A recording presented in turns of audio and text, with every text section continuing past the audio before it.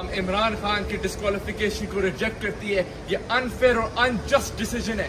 इसी में आप सबसे रिक्वेस्ट कर रहा हूँ कि आज 5:30 PM पाकिस्तानी हाई कमीशन के बाहर मेरा साथ है प्रोटेस्ट करने में, और हम इस चोर के घर के बाहर भी प्रोटेस्ट करेंगे। हम मैस प्रोटेस्ट यूके में करेंगे जहाँ ये चोर छुपते हैं।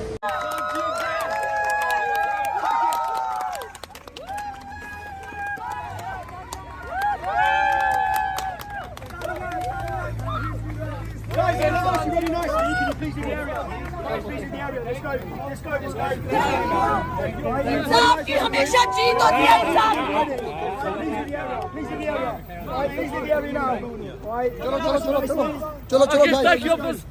उन्होंने धमकी मुझे कल रात को दी थी कि प्रोटेस्ट कैंसिल करो, लेकिन उनको मैंने क्या बोला?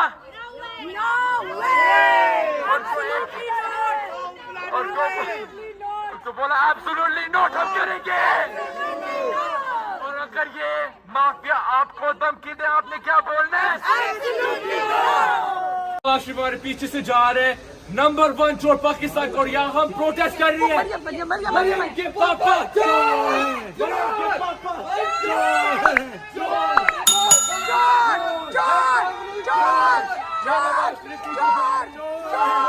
Nawaz Sharif, your intimidation tactics will not work.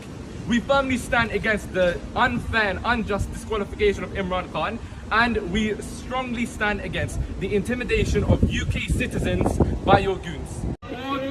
Injustice हुआ है पाकिस्तानी अवाम के साथ, और वो unfair, unjust disqualification Imran Khan का। इमरान खान चाहते हैं कि वो 2/3 मेजोरिटी से आए। मैं अभी कहता हूँ कि अगर फ्री एंड फेयर इलेक्शन में 2/3 मेजोरिटी से नहीं आएंगे, 3/4 मेजोरिटी से वो इजीली एक लीडर है पाकिस्तान का, एक लीडर है जो पाकिस्तान की अवाम एक्सेप्ट करती है, वो सिर्फ इमरान खान है। आप लोग इधर पता है जो आज मेरे साथ प्रोटेस्ट कर रही है, आप लोग नवाज शरीफ को एक्सेप्ट करती है? रात के 12:30 बजे मेरे घर पे अटैक हुए हैं। मेरे घर के शीशे तोड़ दी गई है और गुंडों ने मेरे घर के अंदर एंट्री करने की कोशिश की है मुझे नुकसान पहुंचाने के लिए। ये हम सबको पता है कि इस माफिया के ऑर्डर्स पे अटैक हुए हैं।